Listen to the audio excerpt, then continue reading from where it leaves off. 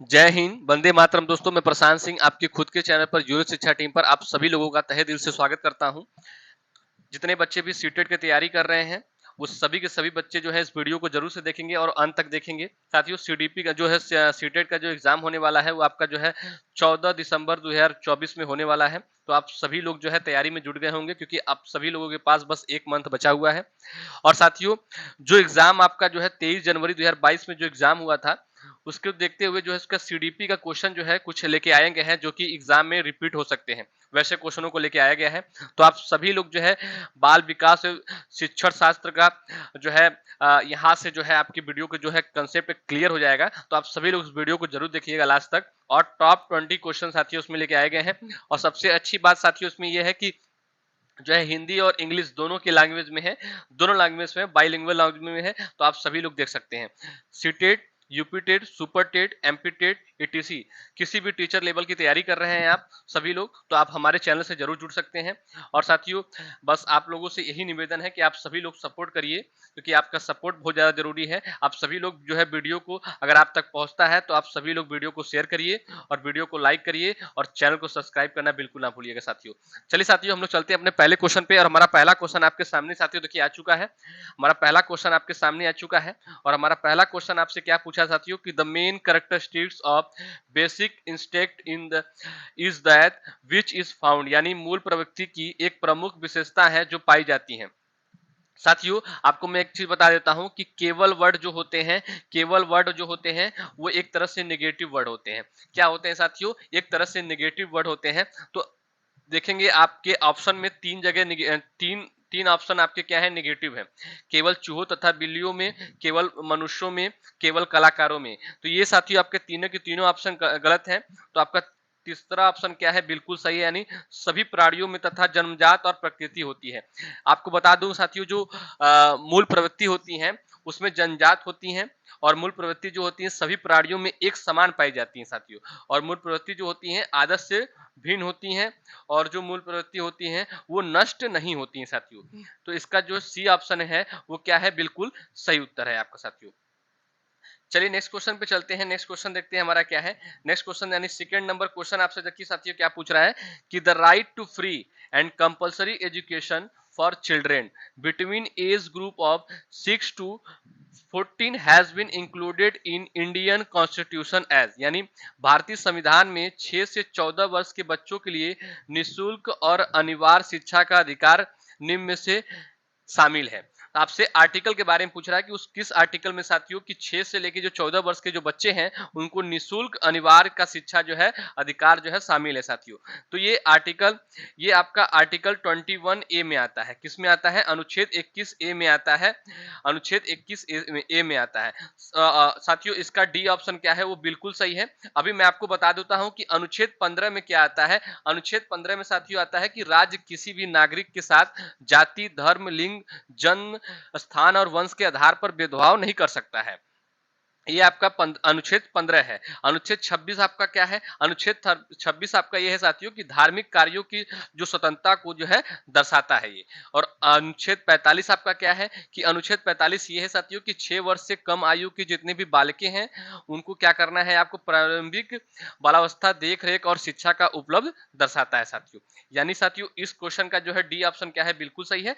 बाकी मैंने सभी अनुच्छेदों के बारे में आपको डिस्क्राइब कर चुका हूं। ठीक है, चलिए नेक्स्ट क्वेश्चन यानी थर्ड नंबर क्वेश्चन पे चलता हूं। थर्ड नंबर क्वेश्चन साथियों देखिए क्या दिया है। थर्ड नंबर क्वेश्चन दिया है साथियों कि जो थर्ड नंबर क्वेश्चन दिया कि Kretschmer Kretschmer has classified the person in one of the following main जो है टाइप्स। क्रिस्मर ने व्यक्ति को निम्न में से किस प्रमुख प्रकारों में जो है वर्गीकृत किया है, आपसे पूछा जा रहा है। तो साथियों देखिए, सुडोलकाय, लंबकाय, गोलकाय या इनमें से सभी। तो साथियों इनमें से सभी है, यानी ऑल ऑफ दिस है। इनमें से सभी यानी ऑल ऑफ दिस है साथियों। जो जो ये क्रिस्मर है, ये क्रिस्मर ने 1925 में, सन 1925 में साथियों इन्होंने 3 प्रमुख प्रकारों में वर्गीकृत किया था। व्यक्तित्व को जो है 3 प्रमुख प्रकारों में जो क्या किया था, वर्गीकृत किया था, यानी डिस्क्राइब किया था, क्लासिफाइड किया था। तो वो तीनों कौन थे? एथलीट, एसेथनेटिक और पिकनिक, यानी गोलकाय, यानी सुडोलकाय, लंबकाय और गोलकाय। यानी डी ऑप्शन क्या है साथियों, बिल्कुल सही उत्तर है। नेक्स्ट क्वेश्चन, 4 नंबर क्वेश्चन पे चलते हैं कि purpose of TET is major which of the following. पूछा जा रहा है कि जो टीईटी का उद्देश्य निम्न में से किसका मापन है।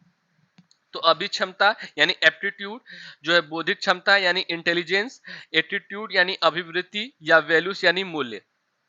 तो साथ ही चौथे नंबर का जो आंसर है वो आपका ए ऑप्शन बिल्कुल सही है, यानी एप्टीट्यूड यानी अभिक्षमता। ठीक है, चलिए नेक्स्ट क्वेश्चन पे चलते हैं। नेक्स्ट क्वेश्चन के बाद देखते हैं क्या है। 5 नंबर क्वेश्चन देखिए आपका क्या पूछा है। 5 नंबर क्वेश्चन साथियों पूछा है कि जो कौन सी जो है consolidation theory explain which of the following, यानी संघनन का सिद्धांत निम्न में से किसकी व्याख्या करता है। तो साथियों जो संघनन का जो सिद्धांत है वो क्या व्याख्या करता है, सबसे पहले हम लोग ये जान लेते हैं। तो पहला ऑप्शन दिया है कि मेमोरी, दूसरा ऑप्शन दिया है लर्निंग, तीसरा ऑप्शन दिया है मोटिवेशन, एंड चौथा ऑप्शन दिया है क्रिएटिविटी। तो इसका जो आंसर है साथियों वो है आपका मेमोरी। मेमोरी ए ऑप्शन क्या है, बिल्कुल सही उत्तर है आपका। ए ऑप्शन क्या है, बिल्कुल सही उत्तर है। नेक्स्ट क्वेश्चन पे चलते हैं। देखिए साथियों 6 नंबर क्वेश्चन आपसे क्या पूछ रहा है कि who has given the concept of educational content from the backward children, यानी पिछड़े बालकों के लिए शैक्षिक उपलब्धि की अवधारणा किसने दी है। किसने दी है आपसे ये पूछा जा रहा है कि सोनेल ने दिया है, कि गॉर्डन ने दिया है, कि कॉटन हॉल ने दिया है, कि सिरिल बर्ट ने दिया है। तो साथियों ये जो दिया है वो दिए हैं आपके सिरिल बर्ट ने दिया है। किसने दिया है, सिरिल बर्ट ने दिया है, यानी डी ऑप्शन क्या है, बिल्कुल सही उत्तर है। डी ऑप्शन क्या है साथियों, बिल्कुल सही उत्तर है। इसका जो है एक फार्मूला है जो मैं आपको बता दूं, ई क्यू, यानी ई क्यू का मतलब होता है कि शैक्षिक लब्धि। शैक्षिक लब्धि यानी ई ए अपॉन में क्या होता है साथियों, ई ए अपॉन में होता है सी ए, इनटू क्या होता है साथियों, 100 होता है। ये किसने दिया है, ये सिरिल बर्ट ने दिया है। ठीक है, तो ई क्यू का मतलब होता है साथियों शैक्षिक लब्धि, और यह है ई ए का मतलब होता है शैक्षिक आयु, और इसका मतलब होता है साथियों दैहिक आयु, और इंटू 100। ये आपको याद होना चाहिए क्योंकि इस पे थोड़ा न्यूमेरिकल भी पूछ सकता है, या तो फिर जो है इनके बारे में पूछ के इसका जो है आपको ऑप्शन 4 दे देंगे अलग अलग जो है इनके फॉर्मूले के, तो आपको बताना पड़ जाएगा। ठीक है, चलिए नेक्स्ट क्वेश्चन चलते हैं 7 नंबर क्वेश्चन पे। 7 नंबर क्वेश्चन पूछा था कि which among the following is different from characteristics of good test, यानी निम्न में से कौन सा एक उत्तम परीक्षण की विशेषताओं से जो है भिन्न है। वैधता यानी वैलिडिटी, विश्वसनीयता यानी रियलिटिबिलिटी, यानी ऑब्जेक्टिविटी, या एप्टीट्यूड। तो साथियों जो 7 नंबर का जो आंसर है वो है आपका डी ऑप्शन। डी ऑप्शन क्या है, बिल्कुल सही है, यानी एप्टीट्यूड। एप्टीट्यूड क्या है, बिल्कुल सही उत्तर है। साथियों एप्टीट्यूड यानी क्या होता है, किसी एक उत्तम परीक्षण की जो है विशेषताओं से जो है क्या होता है, भिन्न होता है। इसमें डगलस और हॉलेट के अनुसार उत्तम परीक्षा में जो अनेक विशेषताओं का जो है होना आवश्यक है, और ये विशेषताएं जो है प्रत्येक परीक्षण के निर्माण के आधारभूत पर जो है सिद्धांत हो जाते हैं। ठीक है, यानी ये दो लोग जो है थे, कौन से, डगलस थे, एक कौन थे, डगलस थे। चलिए आपको बता देता हूं, एक थे आपके डगलस थे, कौन थे, एक डगलस थे, और एक जो है आपके थे हॉलैंड थे। कौन थे, हॉलैंड थे। इनके अनुसार, अगर इनके अनुसार कहने का सेंस ये था कि परीक्षा में अनेक जो है विशेषताओं का होना आवश्यक है, और विशेषताएं प्रत्येक परीक्षण के निर्माण के आधारभूत सिद्धांत को जाते हैं। ठीक है, नेक्स्ट क्वेश्चन यानी 8 नंबर क्वेश्चन पे चलते हैं। 8 नंबर क्वेश्चन हमारा क्या पूछा था कि विच of the following is not theory of intelligent, यानी पूछा जा रहा है कि निम्न में से कौन सा बुद्धि का सिद्धांत नहीं है। आपसे ये पूछा जा रहा है, तो बताइए कौन सा बुद्धि का सिद्धांत नहीं है। यानी जो है टू फैक्टर थ्योरी, या यूनिफैक्टर थ्योरी, या थ्योरी ऑफ रिग्रेशन, या जो है मल्टी फैक्टर थ्योरी। तो साथियों जो इसका उत्तर है वो है आपका थ्योरी ऑफ रिग्रेशन जो है नहीं है। थ्योरी ऑफ रिग्रेशन जो है क्या है साथियों, नहीं है। जो है कि थ्योरी ऑफ रिग्रेशन जो है आपका नहीं है। चलिए नेक्स्ट क्वेश्चन पे चलते हैं। नेक्स्ट क्वेश्चन देखते हैं हमारा क्या है। 9 नंबर क्वेश्चन पे चलते हैं। 9 नंबर क्वेश्चन हमारा देखिए, विच of the following is not ductless gland, यानी निम्नलिखित में से कौन सा अंत स्थावी ग्रंथि नहीं है। साथियों पिट्यूटरी ग्लैंड, एड्रिनल ग्लैंड, या सेलिवरी ग्लैंड, या थायराइड ग्लैंड, यानी पीयूष ग्रंथि, या एड्रिनल ग्रंथ, या लार ग्रंथि, या थायराइड ग्रंथि। तो साथियों कौन सा नहीं है आपसे ये पूछा जा रहा है, तो आपसे जो है लार ग्रंथि नहीं है, यानी सेलिवरी ग्लैंड जो है आपका नहीं है। ठीक है, सी ऑप्शन क्या है, बिल्कुल सही उत्तर है। नेक्स्ट क्वेश्चन यानी 10 नंबर क्वेश्चन पे चलते हैं। 10वां नंबर क्वेश्चन हमसे पूछा है कि अकॉर्डिंग टू पियाजे the second stage of cognitive development is, यानी पियाजे के अनुसार संज्ञानात्मक विकास की द्वितीय अवस्था है। द्वितीय अवस्था क्या है साथियों? तो द्वितीय अवस्था इनकी है प्री ऑपरेशन स्टेज। कौन सी operation stage? Pre operation stage. सबसे पहले मैं आपको बता देता हूं कि जो है औपचारिक सक्रिय जो अवस्था होती है ये कितने से कितने वर्षों का होता है? ये होता है साथियों 11 से 15। कितना होता है? 11 से 15 वर्ष के बच्चों के लिए होता है। और जो आपका सेंसरी मोटर स्टेज है, सेंसरी मोटर स्टेज है, ये जो आपका होता है साथियों, ये आपका जन्म से 2 वर्ष, जन्म से 2 वर्ष का होता है। ठीक है। उसके बाद साथियों जो आपका प्री ऑपरेशन स्टेज होता है, प्री ऑपरेशन स्टेज कितने का होता है? ये होता है 2 से 7 वर्ष। कितने से? 2 से 7 वर्ष। उसके बाद साथियों कंक्रीट ऑपरेशन स्टेज यानी मूर्त सक्रिय ऑपरेशन कितना होता है? ये आपका होता है साथियों 7 से 11। क्या होता है? 7 से 11। ये चीज आपको पता होना चाहिए। ठीक है। तो ऑप्शन नंबर कौन सा सही है? सी ऑप्शन बिल्कुल सही है, यानी प्री ऑपरेशन स्टेज। ठीक है। नेक्स्ट क्वेश्चन पे चलते हैं। 11 नंबर क्वेश्चन। 11 नंबर क्वेश्चन देखिए हमसे क्या पूछा था कि विच of the following is most subjective method of education psychology, यानी निम्न में से कौन सा शिक्षा मनोविज्ञान की सर्वाधिक व्यक्तिनिष्ठ विधि है? व्यक्तिनिष्ठ विधि है। तो साथियों बताइए, बहिदर्शन, अंत दर्शन या निरीक्षण या प्रयोगीकरण? तो इसमें जो है ऑप्शन नंबर बी बिल्कुल सही है, यानी अंत दर्शन। अंत दर्शन क्या है? बिल्कुल सही उत्तर है आपका। अंत दर्शन जो है यानी आत्मनिरीक्षण विधि, यानी आत्मनिरीक्षण का अर्थ है आपका कि मस्तिष्क द्वारा अपनी स्वयं की क्रियाओं का क्या साथियों करना? निरीक्षण करना। ठीक है। बी ऑप्शन क्या है? बिल्कुल सही उत्तर है। नेक्स्ट क्वेश्चन 12 नंबर क्वेश्चन पे चलते हैं। 12 नंबर क्वेश्चन साथियों देखिए क्या पूछा था कि Albert Bandura is associated with which of the following, यानी अल्बर्ट बंडूरा निम्न में से किस संबंध से है? पूछा जा रहा है कि जो अल्बर्ट बंडूरा है वो निम्न में से किससे हैं? तो साथियों वो जो है व्यवहारवादी सिद्धांत से थे? नहीं। सामाजिक अधिगम सिद्धांत से थे? जी बिल्कुल सही है। यानी संज्ञानात्मक विकास सिद्धांत से थे? नहीं। ये और मनोलैंगिक सिद्धांत से थे? नहीं। तो सामाजिक अधिगम सिद्धांत से थे, यानी सोशल लर्निंग थ्योरी से थे ये, यानी बी ऑप्शन क्या है साथियों? बिल्कुल सही उत्तर है आपका। ठीक है। नेक्स्ट क्वेश्चन पे चलते हैं। 13 नंबर क्वेश्चन आपसे क्या पूछा जा रहा है कि plateau in learning curve is caused due to, यानी अधिगम में पठार निम्न में से किसका कारण बनता है साथियों? तो साथियों अभिप्रेरणा का, परिपक्वता का, थकान द्वारा या रुचि द्वारा साथियों? तो इसका जो सही उत्तर आपका है वो आपका सी है। कौन सा है? यानी फेट्यूग, यानी थकान द्वारा। थकान द्वारा साथियों अधिगम में जो पठार का जो होता है थकान द्वारा बनता है। ठीक है।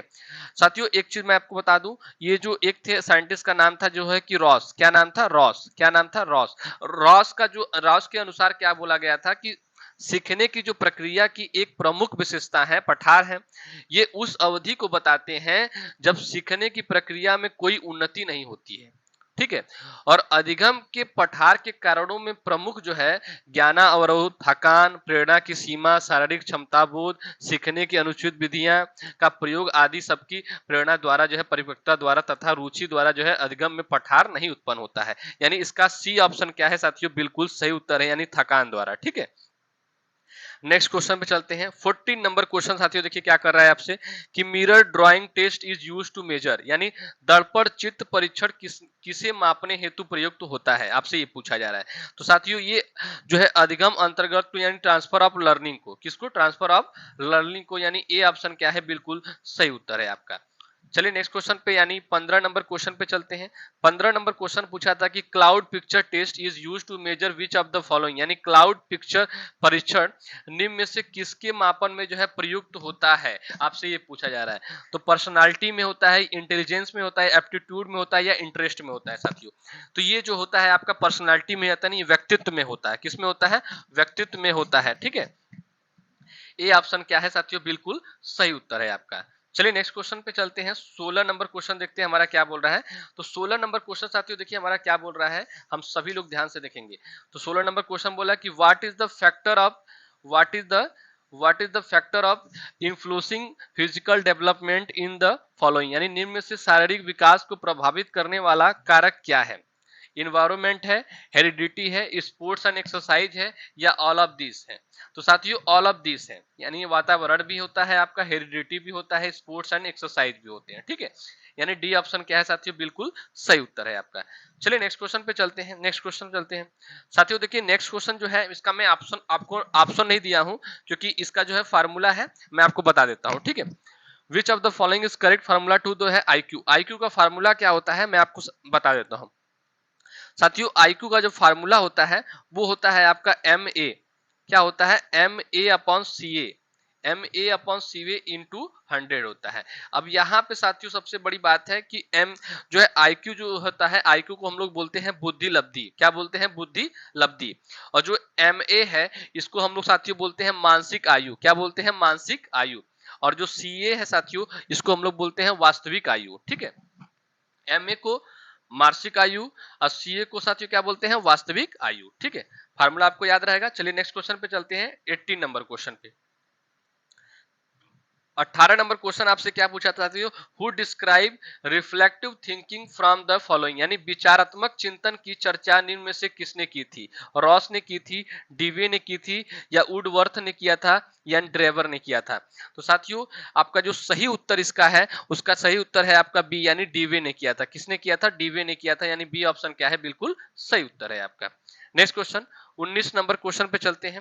और 19 नंबर क्वेश्चन पूछा था कि which is not included in the level of inductive reasoning, यानी जो है आगनात्मक तर्क के स्तरों में कौन शामिल नहीं है? कौन शामिल नहीं है आपसे साथियों, ये पूछा जा रहा है। ठीक है, तो कौन शामिल नहीं है? तो इसमें साथियों आपका जो है कल्पना यानी इमेजिनेशन क्या है, शामिल नहीं है। डी ऑप्शन क्या है, बिल्कुल सही उत्तर है साथियों।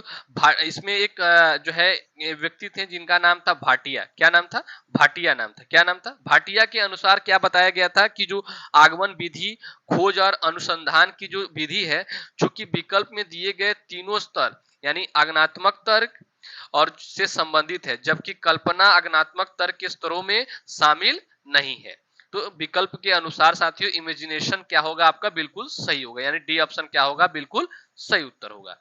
नेक्स्ट क्वेश्चन यानी लास्ट क्वेश्चन आपके जो है आज के वीडियो का लास्ट क्वेश्चन आपके सामने आ चुका है कि failure is the retention and recall of the learning content is, यानी सीखी गई बात को धारण और पुनः स्मरण करने में असफल होना, यानी क्या होता है, मेमोरी, फॉरगेटिंग, रिटेंशन या थिंकिंग साथियों? इसका उत्तर आप सभी लोग दीजिए। मैं आपको इसका उत्तर जो है आपसे चाहूंगा कि आप इसका उत्तर देंगे। ठीक है, इस क्वेश्चन का उत्तर आप सभी लोग देंगे, लेकिन मैं आपको कुछ बता देता हूं जैसे। ठीक है, तो साथियों देखिए कि इसमें जो है एक ड्राइवर के अनुसार जो है, ड्राइवर यानी इससे पहले क्वेश्चन में जो है आपके आए थे, ड्राइवर के अनुसार बोला गया था कि स्मृति जो है विस्मृति का जो अर्थ होता है किसी समय प्रयास करने पर भी किसी पूरे जो है अनुभव का स्मरण करने या अब पहले सीखे हुए किसी कार्य को करने में असफलता होती है। इसका कहने का सेंस ये है। और रायबर्न का जो है, रायबर्न एक थे, कौन थे, रायबर्न एक थे, रायबर्न, इनका कहने का क्या मतलब था, ये क्या कहते थे कि जो बात पहले सीखी जा चुकी है उसे स्मरण रखना ही स्मृति है। ठीक है, उसके बाद साथियों धारण, धारण की बात क्या होता है, धारण ये होता है कि स्मृति का दूसरा अंग है। इसका अर्थ है कि सीखी हुई बात को मस्तिष्क में जो है संचित रखना। ठीक है, धारण का मतलब ये है। और चिंतन का मतलब क्या है, चिंतन का मतलब यह है कि चिंतन विचार करने की वह मानसिक प्रक्रिया है जो किसी समस्या के कारण आरंभ होती है और उसके अंत तक चलती रहती है। ठीक है, तो इस क्वेश्चन का आंसर आप सभी लोग कमेंट बॉक्स में जरूर देंगे। और साथियों अगर वीडियो आपको अच्छा लगा हो तो सभी मेरे जितने भी भाई बंधु हैं सभी के सभी लोगों से जो है रिक्वेस्ट है कि आप सभी लोग जो है वीडियो को जरूर से जरूर शेयर करिएगा, लाइक करिएगा साथियों, सब्सक्राइब करिएगा और ज्यादा से ज्यादा जो है वीडियो को प्यार दीजिएगा। चलिए साथियों आज के लिए इतना ही, फिर से जो है नेक्स्ट वीडियो में मिलेंगे। जय हिंद, जय भारत, आप सभी लोग स्वस्थ रहे, मस्त रहे और अच्छे से एग्जाम दें।